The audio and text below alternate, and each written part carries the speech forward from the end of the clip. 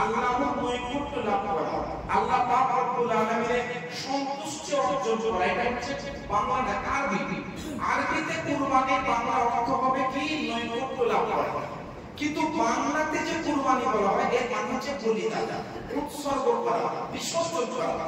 একবার যদি আমরা লক্ষ্য করি ইসলাম ধর্মের বিধিবিধানগুলো, ইসলাম ধর্মের নিয়ম নীতিগুলোর উপরে, আমি যদি বলি ইসলাম ধর্মের অধিকাংশ বিধানের উপরে কুরবানি আছে, ইসলাম ধর্মের অধিকাংশ নিয়মের উপরে কুরবানি আছে। বলিদান ছাড়া, কুরবানি ছাড়া ইসলাম ধর্মের অধিকাংশ বিধানগুলো সম্পূর্ণই হয় না।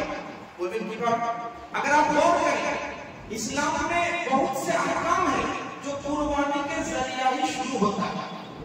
ইসলাম ধর্মের প্রথম থেকে শেষ পর্যন্ত কুরবানি দিয়েই শুরু হয়, কুরবানি দিয়ে সমাপ্ত হয়। কিভাবে?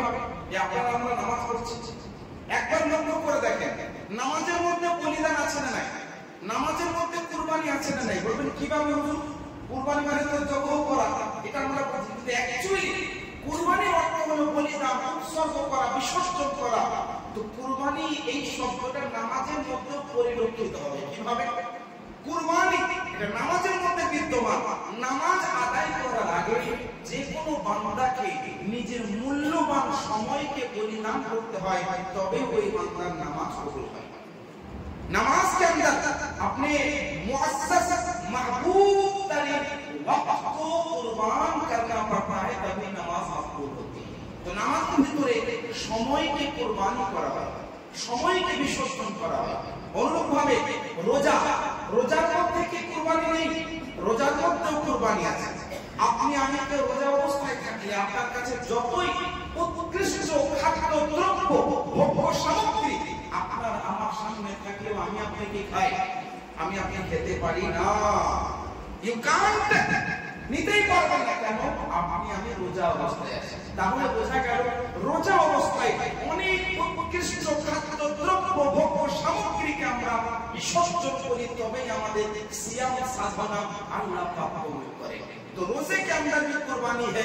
जब तक अपने महबूब तरीन ग़िज़ाओं को हम कुर्बान नहीं करते हैं, रोजा मकबूल नहीं होता। অনুরূপ ভাবে যারা হজে যাবে বা যারা অলরেডি চলে গিয়েছেন, আগামী ভবিষ্যতে কোনোদিন হজ করবেন, হজ করতে যাওয়ার আগে নিজের স্ত্রী, সন্তান, সন্ততি, আওলাদ, পরিবার পরিজনের মুহাব্বতকে পরিত্যাগ করে, বিসর্জন করে, উৎসর্গ করে, কুরবান করে আল্লাহর দিকে ধাবিত হতে হয়, তবেই কিন্তু আপনার হজ, আমার হজ কবুল হবে।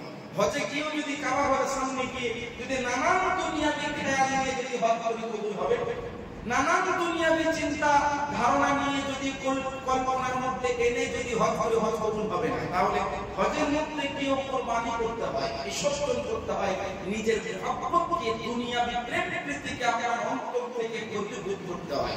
তাহলে বোঝা গেল হজের মধ্যেও কুরবানি আছে, হজের মধ্যেও বিসর্জন আছে, হজের মধ্যে উৎসর্গিত করা হয়, তবেই কিন্তু ওই ইবাদতটা আল্লাহর দরবারে কবুল হয়। অনুরূপভাবে যাকাত, যাকাতের মধ্যে সবথেকে প্রিয়, সবথেকে মাহবুব তারিন সম্পদকে বিসর্জন করতে হয়। আর যাকাত में अपने मखसूस माल, महबूब तरीन माल और दौलत को बारगाह खुदा में अल्लाह की राह में जब तक कुर्बान नहीं करते, आपकी যাকাত नहीं मकबूल होती। তাহলে মোট কথা যাকাতের মধ্যেও কুরবানি আছে। এইভাবে যদি লিস্ট করা হয়, ইসলাম ধর্মের একাধিক বিধান আছে যেগুলোতে কুরবানি বিদ্যমান।